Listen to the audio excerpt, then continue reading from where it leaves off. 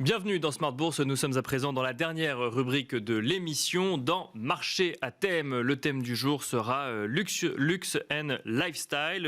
Nous allons en parler avec Ronnie Michali, président et directeur général de Galilée Asset Management. Bonsoir Ronnie Michali. Bonsoir Nicolas. Bienvenue sur le plateau de Smart Bourse. Alors vous avez un codex chez Galilée Asset Management, un codex des thématiques. Il y a 25 thématiques, si je ne dis pas de bêtises, qui donc vont un petit peu sur toutes les secteurs d'activité, toutes les classes d'actifs, toutes les thématiques d'investissement. Aujourd'hui, on va parler donc du luxe et lifestyle. Juste avant, peut-être, ces thématiques, quel est le champ d'application de ce codex des thématiques ? Alors, on a segmenté finalement l'investissement thématique en 25 thématiques. D'accord. 5 piliers pour être exact, avec 5 thématiques à l'intérieur. Donc, par exemple, vous avez le pilier révolution digitale et robotique, où vous allez retrouver la thématique du cloud dedans, la thématique de la cybersécurité, finance du futur également. Et à chaque fois, donc, les piliers sont des méga tendances qui finalement vont déboucher sur 25 thématiques. Et je pense qu'avec ça, on a couvert l'ensemble de ce qui se fait avec les vraies thématiques. Attention, parce qu'il ne faut pas tomber dans le thématique washing souvent. Luxe et lifestyle, c'est une méga tendance aujourd'hui. C'est un secteur d'activité.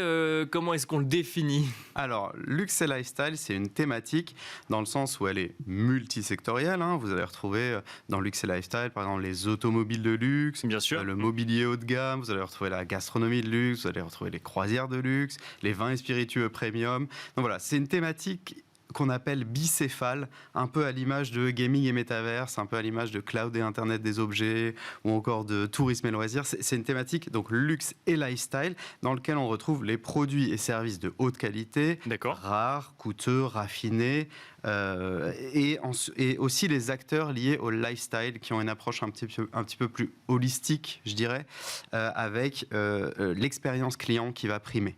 Donc voilà, c'est une thématique d'investissement dans le sens où elle est multisectorielle, et bien sûr, elle est structurelle et internationale, puisque c'est les 3 critères qui nous permettent de dire que c'est une thématique. J'allais y venir justement, ce codex est très, très codifié. Il y a 4 étapes effectivement de définition. On commence par donc l'analyse des fondamentaux, et c'est là, donc c'est une thématique structurelle, transversale, internationale, c'est ce que vous nous dites. Exactement, c'est ce qui différencie finalement l'investissement thématique de l'investissement géographique ou de l'investissement sectoriel. C'est l'investissement thématique, il est conceptuel, et il faut qu'une thématique, tout ça est décrit dans notre livre blanc également, il faut qu'une thématique soit structurelle, internationale et transversale.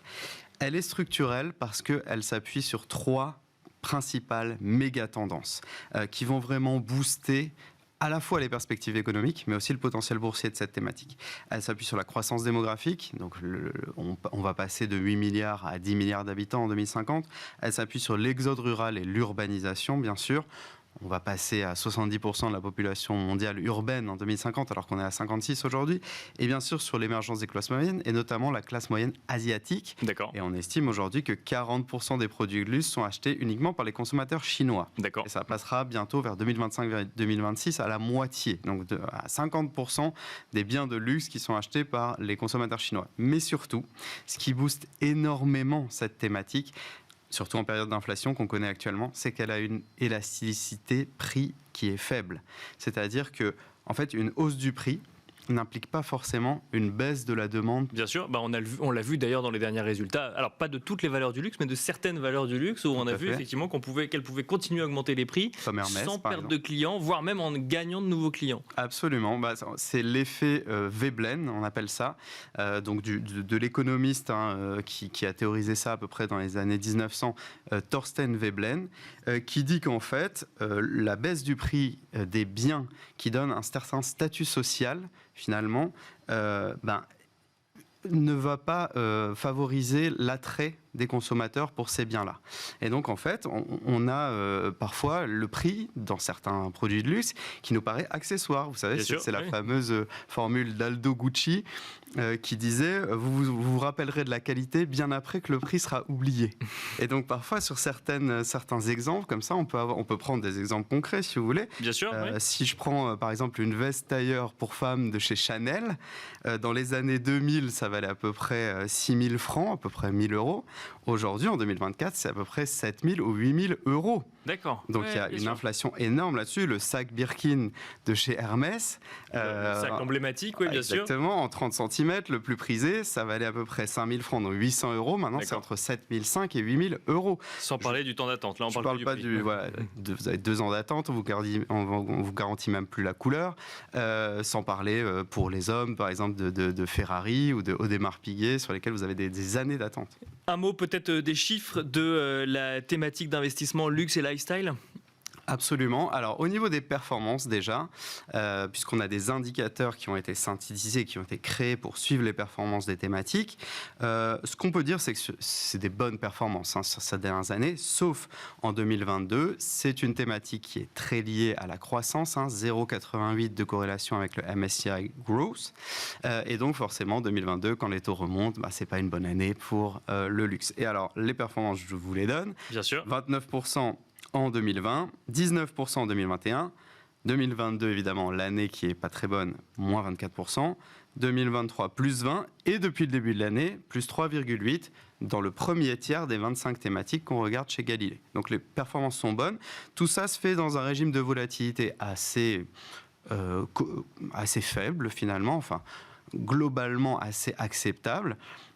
Pour une thématique très grosse, finalement, la volatilité sur cette dernière année, c'est 19%. Donc, on a globalement, avec cette thématique, un bon rapport rendement-risque. Une question qui est d'ailleurs le troisième point du codex des thématiques qui correspond parfaitement à ce moment de début d'année sur les valeurs du luxe. On en voit qui continuent à surprendre à la hausse, d'autres qui ont un petit peu plus de mal, notamment en lien avec le marché asiatique. Quels sont les points forts et les points faibles que vous identifiez sur la thématique au global, luxe et lifestyle? Alors les points forts, on a bien sûr le pricing power, on vient d'en parler, je ne vais pas revenir dessus. On a surtout aussi la digitalisation actuellement du merchandising. C'est-à-dire que les réseaux sociaux prennent une très grande importance finalement dans la commercialisation des produits de luxe, avec les générations Y et Z qui représentent 60% maintenant des acheteurs de produits de luxe. Donc ça c'est un point fort qui est très important. Bien sûr. Et aussi, on a la casualisation.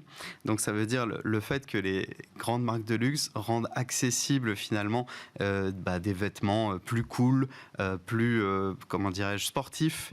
On peut citer par exemple le partenariat que Nike a scellé avec Louis Vuitton sur les baskets, ou encore certaines marques qui font des partenariats avec des stars, comme Reebok par exemple, qui a fait avec Victoria Beckham, pour toute une ligne de vêtements sportswear.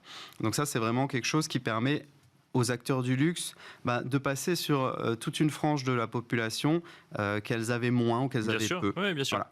Et concernant les points faibles, il y a bien sûr la sensibilité à la guerre commerciale. Nous avons Donald Trump qui a gagné les primaires dans le New Hampshire, dans l'Iowa, etc. Donc, qui pourrait vraisemblablement revenir au pouvoir, ce serait possible. Et cette guerre commerciale qui a jamais vraiment, qui est toujours d'actualité, elle pourrait être ravivée aussi par cette politique-là. Sans parler bien sûr de la sensibilité des marques à la réputation. On l'a vu avec Abercrombie à l'époque, avec des controverses sur le management discriminatoire, avec aussi les tailles XXL qui étaient proscrites. Ils ont mis très longtemps à s'en remettre, Abercrombie. Et bien sûr la contrefaçon qui est la gangrène de l'industrie du luxe. On estime, il y a un sondage IFOP qui est sorti, que 37% des Français se sont déjà fait duper en achetant sur Internet un produit de luxe et qui finalement était une copie. D'accord. 37%, oui, effectivement, c'est beaucoup. Faut commencer à regarder. Quatrième point du codex des thématiques. Quel gisement de fonds existe aujourd'hui pour investir sur la thématique? Alors les grandes valeurs, tout le monde les connaît, on peut y investir en direct. Est-ce que c'est la seule manière d'investir sur la thématique au global? Ouais, alors les grandes valeurs qui composent l'indicateur, bon, déjà il y a beaucoup de valeurs américaines, 49% d'États-Unis dans notre indicateur Galilée, et bien sûr la France qui est très bien représentée. Les premières valeurs de l'indicateur, c'est LVMH, Hermès, Nike et Ferrari. Donc les valeurs françaises sont très bien représentées. Concernant le gisement de fonds pour y investir, il y a la financière de l'échiquier qui a le fonds Échiquier Luxury, qui a un biais sur les actions françaises, plus de 40% d'actions françaises, donc vraiment beaucoup d'actifs chers par rapport au benchmark qui est plutôt 50% sur les États-Unis. Et qui permet en fait finalement aux investisseurs qui sont intéressés par l'Europe d'investir et d'avoir du luxe à la française Oui, bien sûr, dans ce fonds. Il y a sinon chez Pictet, Pictet Premium Brands, qui est lui plus sur les produits et services haut de gamme, les marques de prestige, donc qui recouvre bien cette thématique luxe et lifestyle. Celui-ci est plus en ligne avec le benchmark, en tout cas celui qu'on a calculé, avec un peu plus de 40% sur les actions US. Et enfin, en gestion passive, en ETF, puisqu'il en faut pour tous les goûts, bien sûr, oui. on a Amundi S&P Global Luxury. D'accord. Et celui-ci est plutôt sur le segment du luxe de cette thématique luxe et lifestyle et permet finalement aux investisseurs de s'exposer via la gestion passive à cette thématique, en tout cas plutôt le segment du luxe de cette thématique luxe et lifestyle. Quand on parle luxe et lifestyle, on a cité quelques valeurs, Hermès, LVMH, Nike, Ferrari, on aurait pu citer Kering, L'Oréal peut-être aussi, j'imagine. On parle de combien de valeurs au global ? Est-ce que c'est essentiellement des valeurs européennes ? Est-ce qu'il y a aussi géographiquement aux États-Unis ou dans d'autres régions du monde des valeurs qui viennent alimenter cette thématique ? Alors, il y a une concurrence énorme sur ce marché. Donc, au niveau du nombre de valeurs, je ne pourrais même pas vous le donner parce qu'il est colossal. Par contre, on a synthétisé... Derrière, en fait, la concentration de quelques valeurs qui font la une des journaux, il y a un secteur beaucoup plus vaste. C'est ce que vous nous dites. Tout à fait. Il y a même une thématique puisqu'on parle de ça. Donc, c'est, comme je disais, multisectoriel. Il y a évidemment énormément de boîtes dans les différents secteurs qu'on a cités qui vont composer cette thématique avec bien sûr les acteurs, mais il y a aussi les sous-traitants qui sont très très importants dans cet environnement. Et donc en fait, on va retrouver des boîtes qui sont dans la mode, qui sont dans tout ce qui est gastronomie, etc., qui sont dans tout ce qui est automobile. Les deux secteurs privilégiés de la thématique, ça je peux vous les donner, c'est bien sûr l'automobile et la mode. Merci beaucoup Ronnie Micheli de nous avoir accompagnés donc dans le dernier quart d'heure de Smart Bourse Marché à thème. Je rappelle que vous êtes président directeur général de Galilée Asset Management. Merci beaucoup. Merci Nicolas. Merci à vous également de nous avoir suivis donc dans Smart Bourse de 17h à 18h en direct sur Bismart. N'hésitez pas à retrouver le replay de l'émission sur bismart.fr et quant à moi, je vous donne rendez-vous demain à 17h en direct sur Bismart. À demain.